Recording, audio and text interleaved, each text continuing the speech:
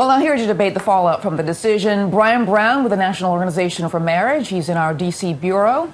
And Sean Eldridge, the political director of Freedom to Marry. He is here on the set. So welcome to you both. Thank you. Good morning. Since, Brian, you're kind of far away from me, I don't want to bring you into it first, so I'm going to get your reaction to this change in policy. What is your take on this? Well, the fact is that the Obama administration, even when it was technically defending the law, was essentially throwing the case. In their own briefs, they said that they expressly disavow the four public purposes of the Defense of Marriage Act. And so now the mask is off. What was before just throwing the case, now they're out of the case completely. It's a bad day for the Constitution. The executive branch has an obligation to vigorously defend the laws passed by Congress. But now I expect Congress itself will intervene in the case and at last we'll have someone who's actually standing up and making the arguments to defend the Defense of Marriage Act. Sean, what do you react? I mean, obviously, this is probably good news for the... Yeah, well, this is a huge step forward, not just on the issue of marriage, but what the Attorney General and what the President said was, we should presume that discrimination against people based on sexual orientation should be unconstitutional. So that has a real effect on this DOMA case, which they said, with that higher level of scrutiny, is really indefensible, but it will also impact an array of gay rights issues where there is discrimination in this country and not just on marriage. Now, I think also one of the things, one of the criticisms, Sean, was that it really creates this sort of heightened scrutiny for gay rights. You know, why are they now above other kinds of, issues? Well, what the Attorney General and the President said was a recommendation to the court that in their reading of the law, sexual orientation discrimination is unconstitutional, and that you would need to find a really good governmental or societal reason to impose discrimination. They said in this case there is no good reason to keep DOMA on the books, but the courts will do their job.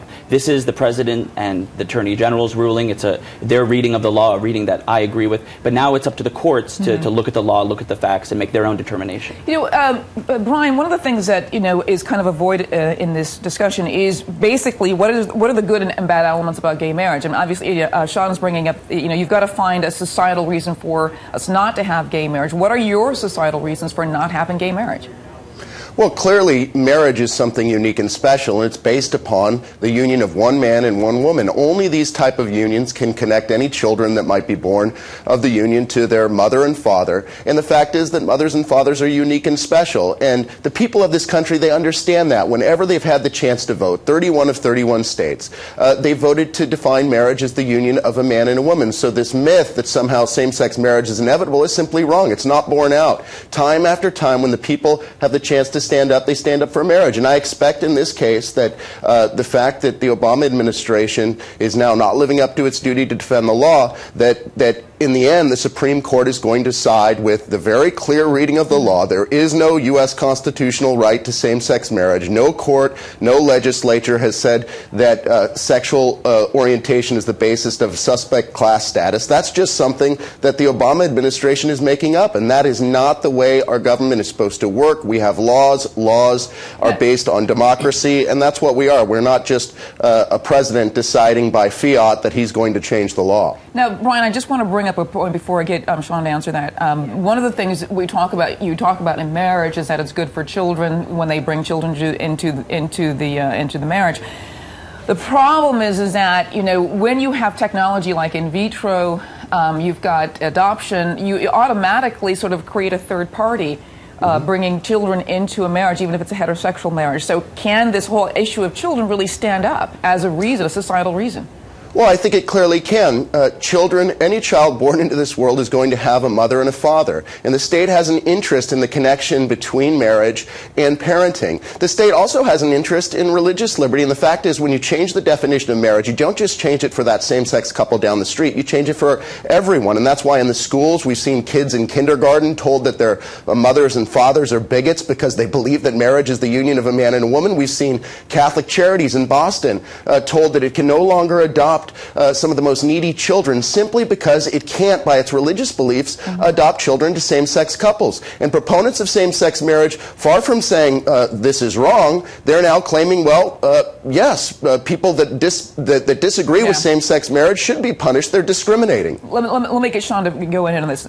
Just answer some of his issues. Absolutely. I mean, on the question of children and whether same-sex couples can raise children and build a family, we've seen study after study from the American Psychological Association, the American Academy of Pediatrics say again and again that households with a same-sex couple that are raising children, those children are just as well-nourished, well-raised, well-adjusted to society as every other child. But I do have to take umbrage with the APA, because they have notoriously rejected any kind of paper that has anything negative to do with homosexuality or with any kind of study that shows perhaps that homosexuality is not born bred.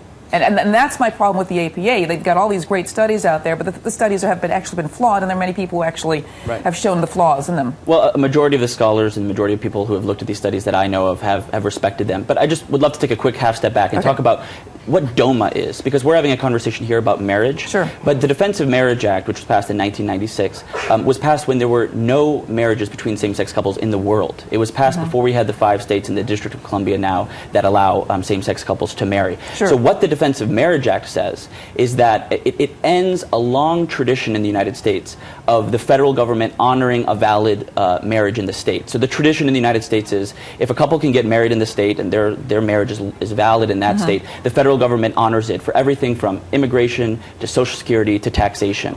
And the Defense of Marriage Act ended that tradition and added a gay exception. What we're talking about today and what Obama's decision was this week was about letting the states that have allowed same-sex couples the freedom to marry really make that decision and having the federal government honor and respect that decision. This announcement this week has nothing to do with forcing any state to do anything. It's just letting the tens of thousands of married same-sex couples from Massachusetts to Iowa be allowed to have the federal recognition that they deserve and that their families need, again, on immigration, on Social Security, on the entire tax code. That's what DOMA is about. Brian, go ahead. Yeah, I just think Sean is factually and historically wrong. The fact is the federal government has defined marriage time and time again in our history. This is nothing new. If you look back at the debates regarding polygamy in states like Utah, Utah could not become a state of this country until it disavowed polygamy. And there were other states that had to write that into their state constitutions because of the federal government. So it is a myth that the federal government has no say in the definition of marriage. It does. The Defense of Marriage Act